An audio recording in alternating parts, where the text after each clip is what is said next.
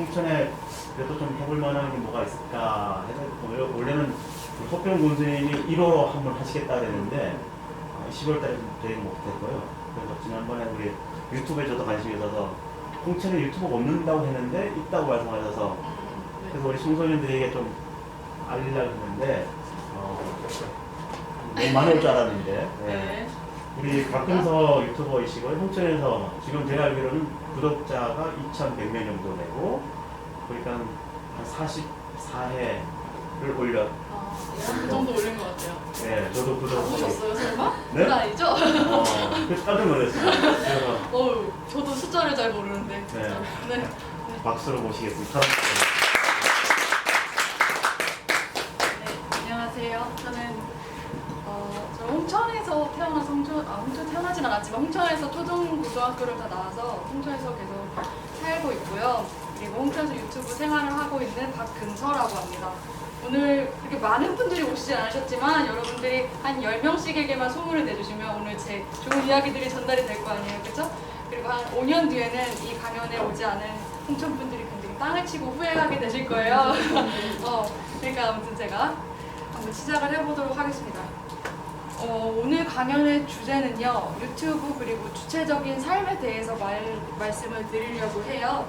일단 저는 유튜브 채널을 가지고 있고요. 이게 제 유튜브 채널이에요. 저는 유튜브를 시작한 지 한 1년 정도 되었고 구독자 수는 지금 한 2,100명 정도고요.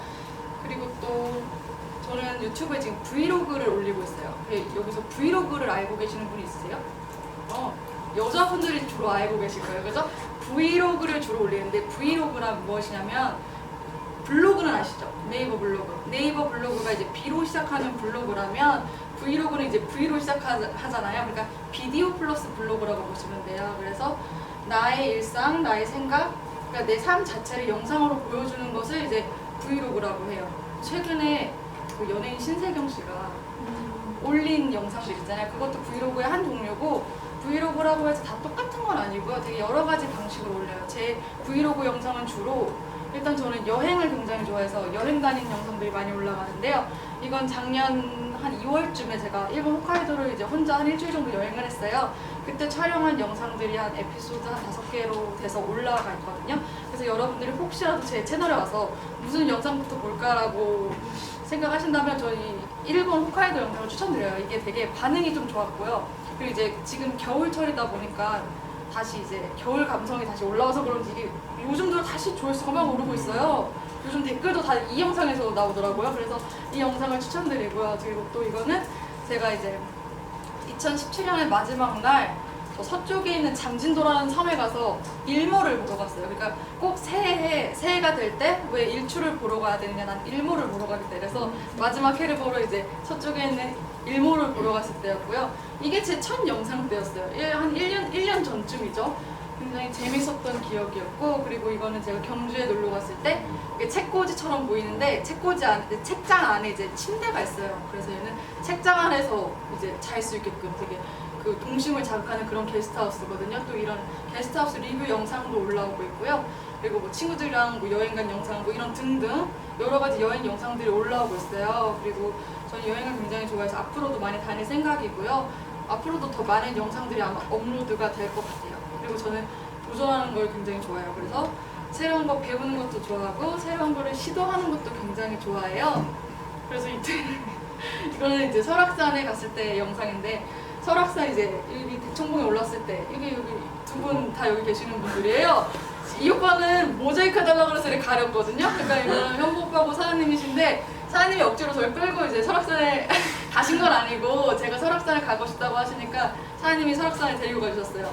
그래서 이때 대청봉을 찍고 하산하는 데까지 11시간이 걸려요.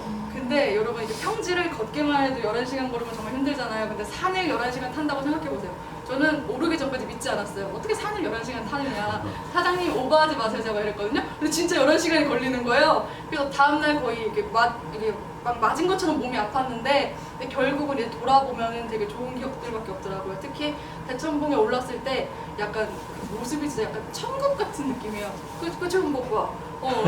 진짜 저 오빠가 표현을 못하는 사람인데 와 대단하다 막 이러면서 막 이랬던 기억이 나거든요. 진짜 천국 같은 모습이었어요. 이것도 제 영상으로 올라와 있으니까 한번 보시면 될 것 같아요. 그리고 제가 작년에 했던 되게 기억에 남는 도전 중에 하나는 피아노 배우기였어요.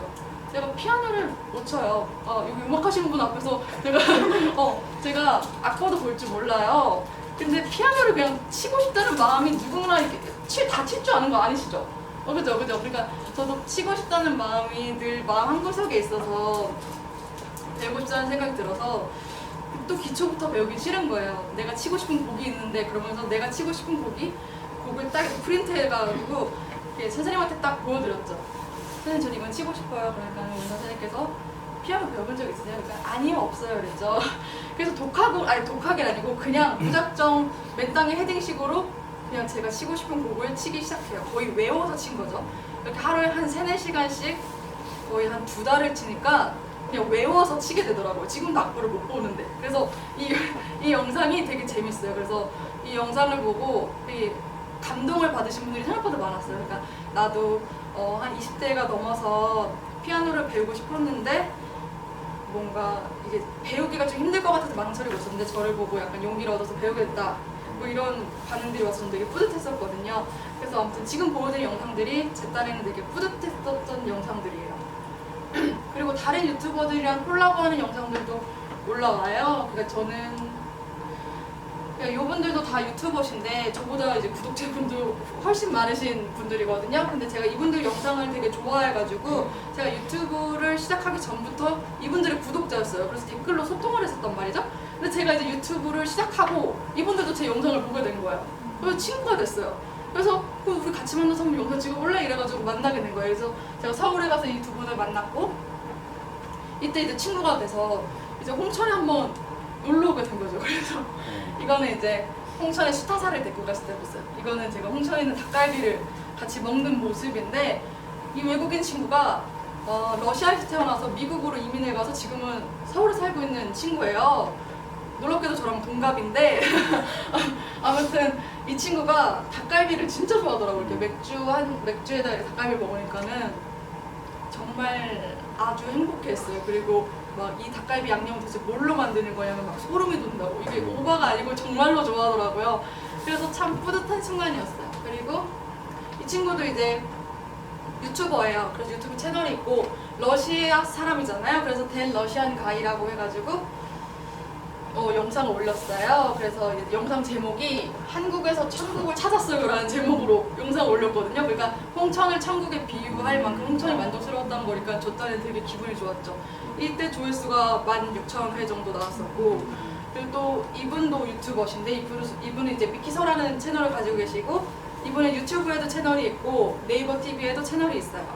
근데 이제 양쪽 다 유튜브에 이제 양쪽 플랫폼 다 홍천에 관한 영상을 올렸고, 이때 굉장히 좋았던 게 제가 올린 영상, 이분들이 올린 영상을 다 합치니까 이때 홍천에서 촬영한 영상 조회수가 총 4만 뷰가 넘게 나왔더라고요. 그래서 제 딴에는 이때 당시에 제가 유튜브를 시작한 지 1년도 채 되지 않았을 때였는데 이렇게 콜라보를 할 수 있는 기회도 생기고 또 4만 명이나 넘는 분들에게 홍천을 보여줄 수 있는 기회가 생긴 거니까 저 유튜버로서 굉장히 뿌듯했고 또 유튜브의 가능성을 굉장히 많이 봤죠. 그러니까 확실히 뭐 아직은 저처럼 규모가 작은 유튜버라도 제가 보기엔 소재가 좋고 사람들의 이목을 끌 수 있는 주제를 올리면 사람들이 폭발적으로 관심을 보이더라고요. 그래서 저도 홍천을 과연 재밌어 할까 의구심이 들었는데 우리는 홍천에 살기 때문에 홍천이 평범할지 몰라도 다른 사람들은 되게 홍천이 신기해한 거예요. 저렇게 산 좋고 물 좋은 데가 있구나 하면서. 그리고 이때 당시에 이 영상들을 보고 실제로 저한테 문의들이 막 들어왔어요. 막 댓글로 뭐 수타사가 교통편 좀 알려주세요. 뭐 홍천에 또 다른 뭐 관광지 없나요? 또 더 정보를 달라고 막 이렇게 말씀이 오고 가고 했었거든요. 그래서 실제로 홍천에 관광을 와서 재밌게 놀고 갔다는 후기도 있었고요. 그래서 굉장히 뿌듯한 순간이었어요. 그래서 여기 꾸미훈도 유튜브 채널을 만들어서 홍보를 제대로 하신다면 제가 보기엔 엄청난 반응이 오지 않을까 싶어요. 그래서 저는 이제부터는 이제 유튜브가 왜 매력적인가에 대해서 한번 말씀을 해드리고 싶어요.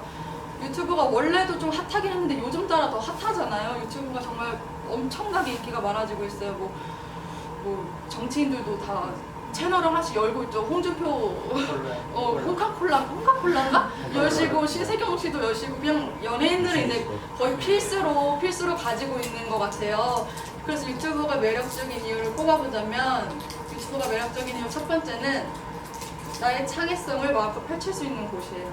이게 사실 한국에서 살면서 내 창의성을 펼칠 수 있는 곳이 많지가 않아요. 근데 제 목소리 엄청 떨리나요? 그거 아니에요? 괜찮습니다. 아 괜찮아? 저 지금 거의 염소처럼 말하고 있는 것 같은데 괜찮아요? 네, 괜찮습니다. 나 안 떨릴 줄 알았는데 엄청 떨리네? 제가 보기엔 오늘 많이 안 오신 게 다행인 것 같은데요? 알아서 좀 적당히 이해는 되실 정도로 말하고 있죠 제가? 그래서 나의 창의성을 마음껏 펼칠 수가 있어요. 그러니까 일단 학교 같은 데에서도 학교에서도 이제 뭐 창의성을 강조는 하지만 사실 내 창의성을 발휘할 기회는 많지 않거든요. 뭐 토론 형식의 수업을 하는 것도 아니고 그리고 막상 가면은 계속 지식을 주고 막 뭘 외우게 하고 문제를 풀게 하잖아요. 지금 저 친구들도 다 학원 가서 지금 공부하고 있단 말이에요. 이렇게 좋은 강의를 놓치고 그죠? 그래서 이렇게 창의성을 마음껏 펼칠 수 있는 기회가 없어요. 근데 유튜브는 제약이라는 게 없어요. 나이 제약 없죠. 뭐 학력 제약 없죠. 뭐 스펙 제약 없죠. 그래서 아무 제약이 없기 때문에 그냥 누구나 도전할 수 있고 누구나 내 창의성을 표출할 수 있어요. 그리고 뭐 직장 생활을 해도 내가 이렇게 만들고 싶어도 위에 허락 맡아야 되잖아요. 이거 뭐 어떤가요? 검토도 받아야 되고 유튜브는 검토 받을 사람이 없어요. 저는 상사가 없어요. 그래서 제 마음대로 뭔가 만들 수 있다는 거에서 나의 창의성을 마음껏 펼칠 수 있다는 게 매력적인 이유 첫 번째예요. 그리고 유튜브가 매력적인 이유 두 번째는요. 훌륭한 부수입원이 됩니다. 뭐 요즘 유튜브 수익 창출 기준이 점점 복잡해지고 있기는 해요. 그리고 예를 들어 구독자 수가 1000명 이상이어야 되고 그리고 4000시간 이상 그 시청 시간을 확보해야 되거든요. 그러니까 유튜브에 그냥 영상 올리자마자 수입이 창출되는 건 아니에요. 근데 구독자 수 1000명, 뭐 4000시간 이상 뭐 그 시청 시간 확보 이거는 계속 하다 보면 넘어요. 분명히 저도 한 6개월 됐을 때 그 기준을 넘은 것 같은데 그래서 훌륭한 부수입원이 된다는 거. 그러니까 내가 만든 영상을 유튜브에 올리는 순간 그 유튜브 딱 처음 클릭하시면 앞에 광고 뜨잖아요. 그 광고를 얼마큼 보냐에 따라서 수입이 갈리는 거거든요. 그러니까 좋아하는 유튜버가 있으시면 그 유튜버의 광고는 끝까지 봐주시는 게 어떻게 보면 도와주는 방법 같은 거죠. 그래서 만약에 제가 영상을 올려서 뭐 5년이 지나고 10년이 지나도 내 영상을 클릭해서 보는 사람이 있으면 그게 저한테는 수입이 되는 거예요. 그러니까는 어떻게 보면은 유튜브는 가면 갈수록 수입이 약간씩 오르는 구조인 거지 이게 막 떨어지지는 않아요. 그래서 엄청나게 훌륭한 부수입원이 된다는 거를 말씀드리고 싶고요. 그리고 혹시라도 뭐 얼굴 나오는 게 창피해서 난 유튜브 하기가 망설여진다 이러시면 얼굴 안 보이고도 유튜브로 흥하시는 분들이 되게 많아요. 막 목소리가 좋으신 분들은 뭐 목소리를 살려가지고 할 수도 있을 거고 손재주가 좋으시는 분들은 뭐 만드는 걸로 하셔도 될 거고 미니어처 만드시는 분이 구독 수가 50만 명인가 막 그러시는데 손만 나와요. 손만 나오는데도 50만 명이 넘잖아요. 그러니까 재주만 있으면 다 유튜브랑 접목시킬 수 있다는 것을 좀 말씀드리고 싶었어요.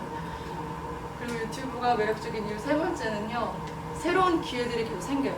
그러니까 무슨 기회들이 생기냐면 근데 저도 유튜브를 저는 그렇게 큰 기대를 안 하고 시작한 거라서 이런 기회들이 올 줄 몰랐는데 예를 들어 제가 홍천에서 계속 살았으면 주변에 이제 홍천 사람들만 알게 될 거 아니에요. 근데 유튜브를 시작하면서 유튜버끼리는 뭔가 통하는 게 있어요. 그러니까 유튜버끼리는 서로 코드가 맞으면 금방 친구가 돼서 콜라보를 하거나 이렇게 친구를 만들 수가 있거든요. 그러니까 뭔가 내가 그 전에 보지 못했던 친구들, 뭐 되게 유튜브가 되게 글로벌한 플랫폼이잖아요. 그래서 외국인 친구들도 쉽게 사귈 수 있고 그런 점에서는 굉장히 새로운 기회들이 오고 그리고 또 이런 것도 있어요. 유튜브 채널 자체가 나만의 포트폴리오가 되는 거거든요. 그래서 작년에도 이제 제 영상을 보시고 이제 영상을 만들어 달라고 하신 분이 있어서 그걸 또 만들어 드리고 저는 수입을 얻고 그러니까 이렇게 또 부가적으로 수입도 생기고 그리고 또 이런 기회들이 있어서 저를 알리다 보면 또 이렇게 강연 의뢰도 들어오고 그래서 여러 가지 기회가 생긴다는 거에서 저는 유튜브가 굉장히 매력적이라고 생각을 해요. 그리고 매력적인 이유 네 번째는요. 나의 추억들을 저장할 수 있어요. 그러니까 꼭 유튜브로 큰 돈을 벌지 않으셔도 유튜브에 영상을 올려서 그 영상을 내가 기록하는 것 자체가 굉장히 의미 있는 일이거든요. 꼭 사진이나 뭐 그런 것도 좋지만 사실 영상으로서 뭔가 기록한다는 게 굉장히 의미 있는 일이에요. 뭐 목소리나 그날의 분위기, 감정들이 다 고스란히 저장이 되잖아요. 그리고 요즘은 또 영상을 유튜브에 올리면 그 링크를 복사해서 그냥 카톡으로 보내면 동영상을 쉽게 퍼뜨릴 수도 있고, 그래서 저는 유튜브에 영상을 그냥 저장용으로라도 올려놓는 게 좋은 것 같아요. 그래서 아무튼 유튜브가 매력적인 이유는 이런 게 있습니다. 하지만 가장 중요한 건 이제 오늘 사실 제가 되게 말씀드리고 싶은 건 유튜버가 되는 방법이야. 저는 정말 어렵게 생각하지를 않아서 유튜브 되는 방법 같은 건 딱히 없어요. 그냥 여러분들이 오늘 집에 가서 영상 올리면 여러분들도 유튜버잖아요. 그러니까 어려울 거 없어요. 저는 너무 간단하게 생각하고 시작을 했기 때문에. 그래서 유튜브가 뭐 되는 방법 뭐 이런 걸 말씀드리고 싶은 것보다도 제가 삶을 살아가는 태도에 대해서 말씀을 해드리고 싶어요.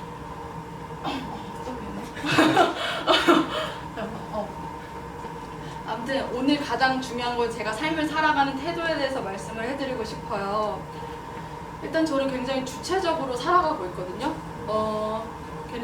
굉장히 주체적으로 살아가고 있는데 제가 생각하기에 주체적인 삶이란 무엇이냐면 타인의 간섭을 받지 않고 스스로 자유롭게 살아가는 것을 말해요. 제가 말하는 주체적인 삶이라.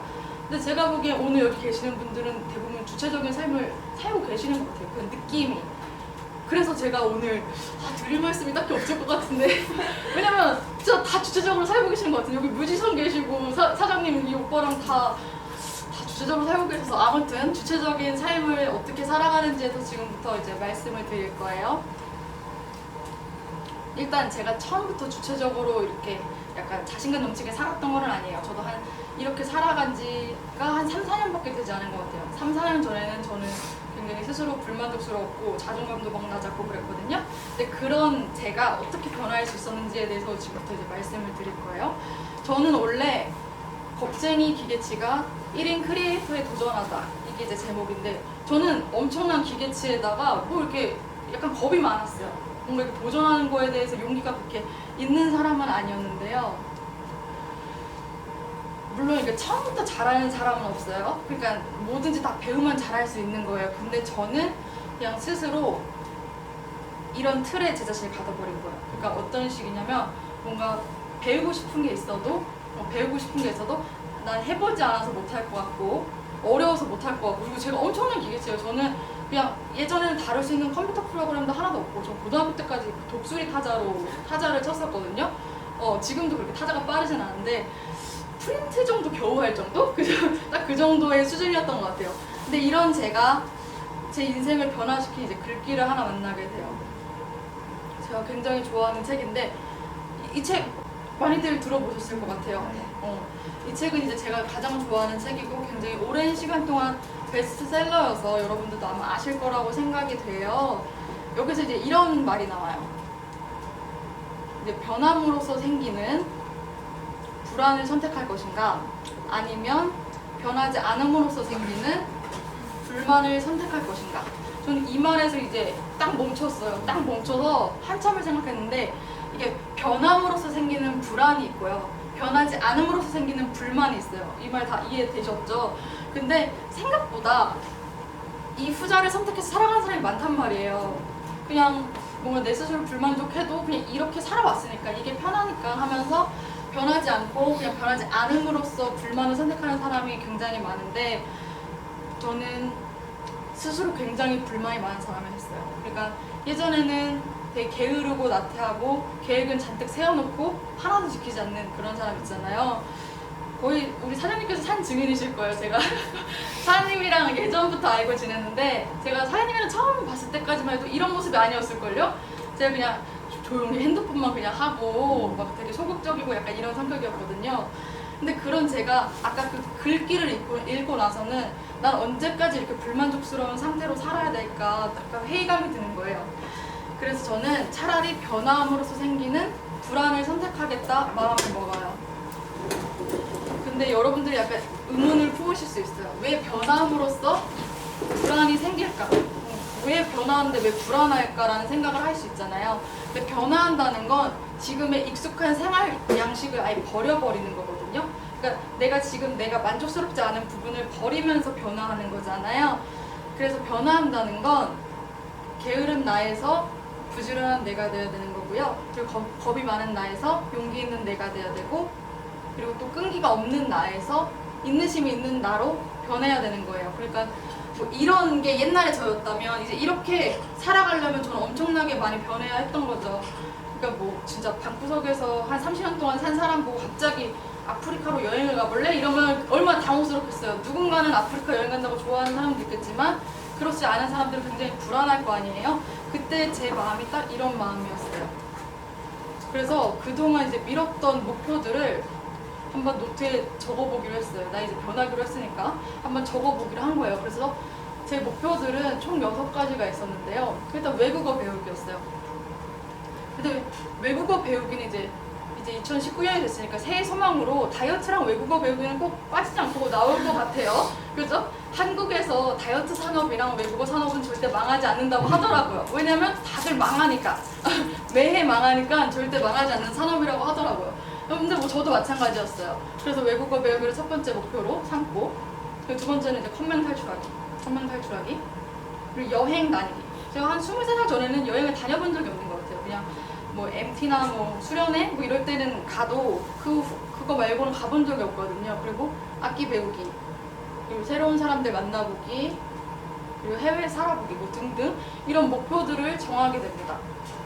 그러고서 3년이 흘렀어요. 그래서 3년 동안 진짜 열심히 살았거든요. 전 진짜 누가 물어봐도 난 열심히 살았어라고 말할 수 있을 만큼 열심히 살았어요. 그래서 3년이 지난 지금 저는 목표를 다 이뤘을까요?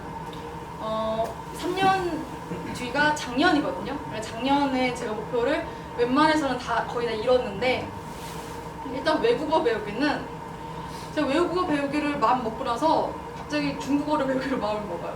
그냥 배워본 적 없거든요, 중국어. 근데 중국어를 왜 배우려고 했었냐면 그냥 중국이 가깝고 아시안 국가고 서울 가면 중국인들이 그렇게 많으니까 내가 배우면 그래도 말할 사람이 많겠다.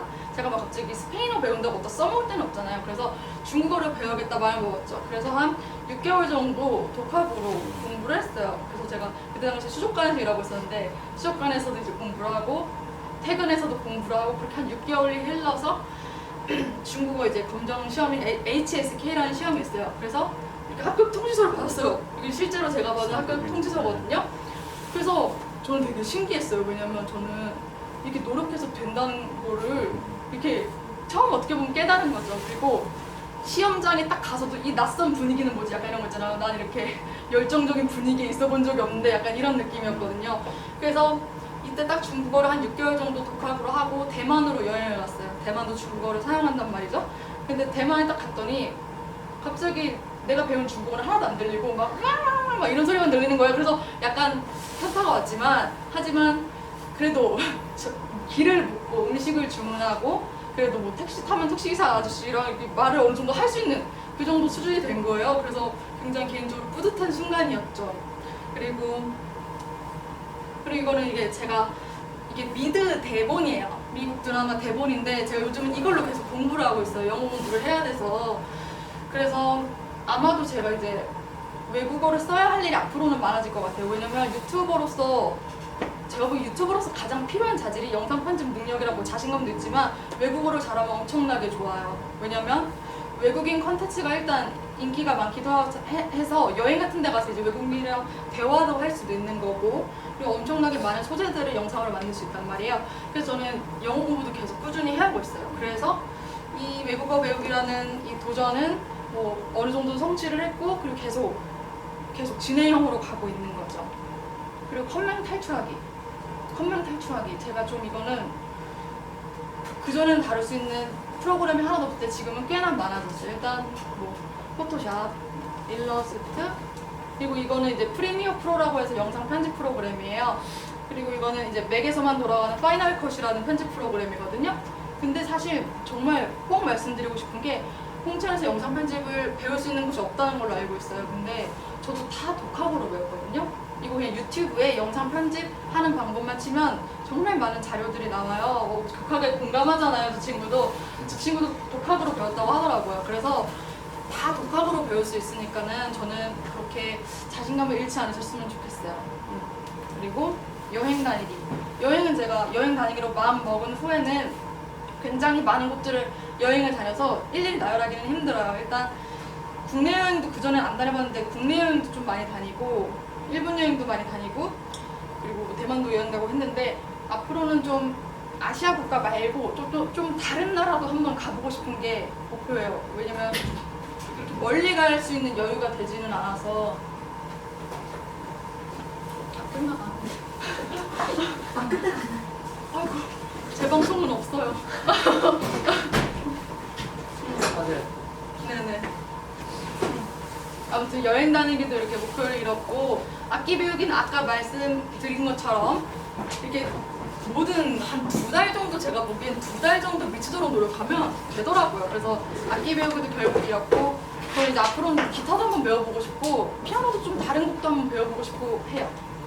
그리고 새로운 사람 만나보기는 이렇게 새로운 유튜버분들과 이제 인연도 쌓고, 그리고 또 여행을 다니면서 이분은 이제 일본 할아버지신데, 제가 일본에 가서 딱 여행을 하는데 이분이 갑자기 노트북을 켜시더니 번역기를 써가면서 저한테 말을 거시는 거예요. 그래서 저도 질 수 없죠. 번역기를 사용해서 이제 이분한테 말을 했죠. 그래서 서로 이제 막 대화를 되게 주고 받았거든요. 그래서 저는 이때 무슨 생각이 들었냐면, 와, 요즘 시대에는 이제 외국인들이랑 진짜 번역기로 얘기할 수 있는 시대가 됐구나.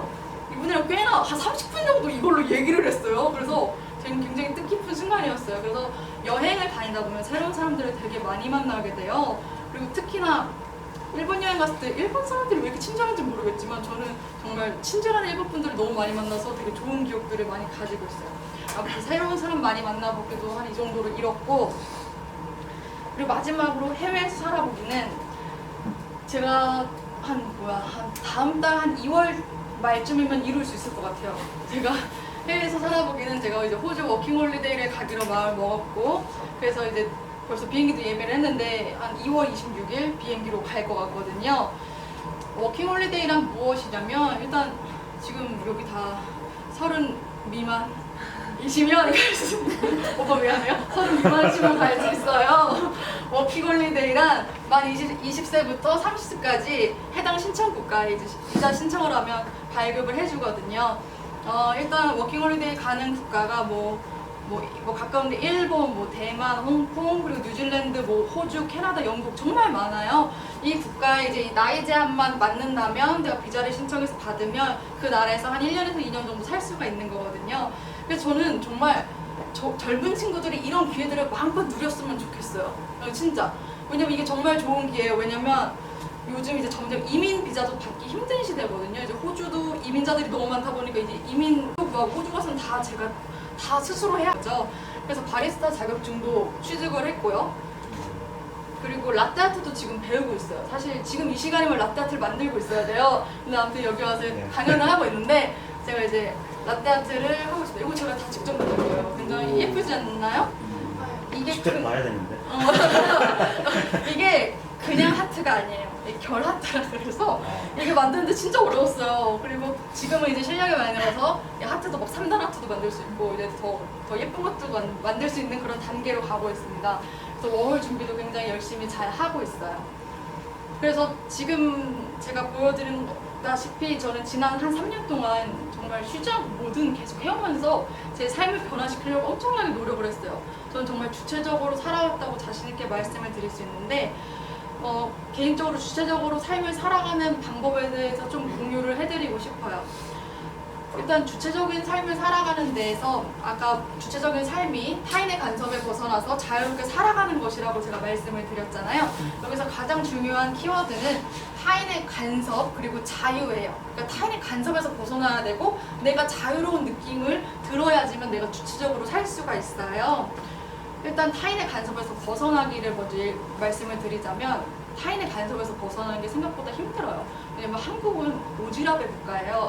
오지랖이 굉장히 정이 많아서 그런 거긴 한데 정도 많지만 되게 오지랖도 넓은 나라거든요. 그래서 뭔가 내가 뭘 하려고 그러면 주변에서 막 이렇게 뭐라고 해요. 이렇게 막 엄청 걱정을 하거나 엄청 우려를 하거나 너 이러면 안 돼, 하지 마, 막 이런단 말이에요.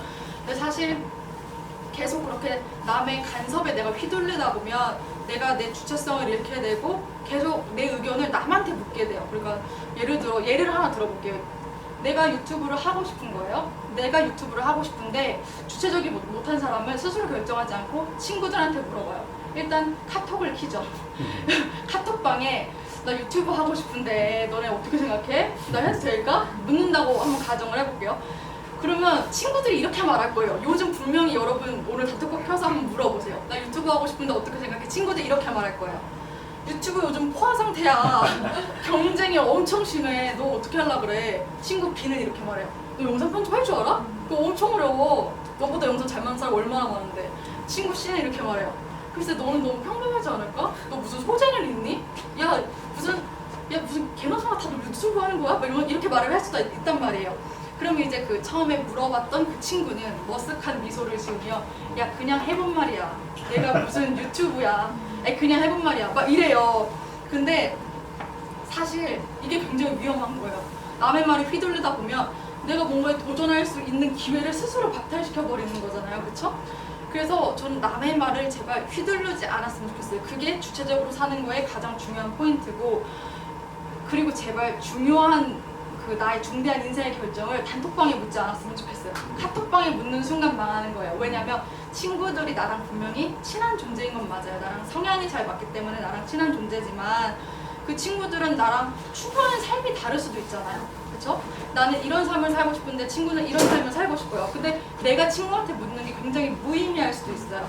오히려 저는 진짜로 내가 무슨 고민이 있어서 조언을 구하고 싶다면 그 길을 가보고 싶은 사람들 또는 그 길을 가고 있는 사람들 혹은 전문가들한테 묻는 게 훨씬 낫다고 생각을 해요. 괜히 관심도 없는 친구한테 내 생각을 막 말해서 상처받지 말고 스스로 주체성을 갖추면서 오히려 전문가들한테 물어보는 게 더 낫다고 생각을 합니다.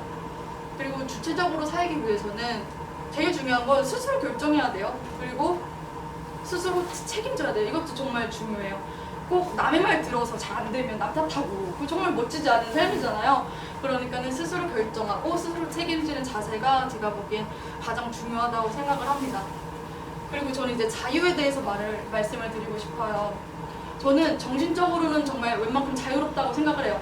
물론 육체적으로 자유롭지는 못해요. 왜냐면 제가 갑자기 아프리카에 가고 싶다고 해서 내일 당장 아프리카에 있을 수는 없는 거니까. 하지만 정신적으로는 굉장히 자유로운 편이거든요.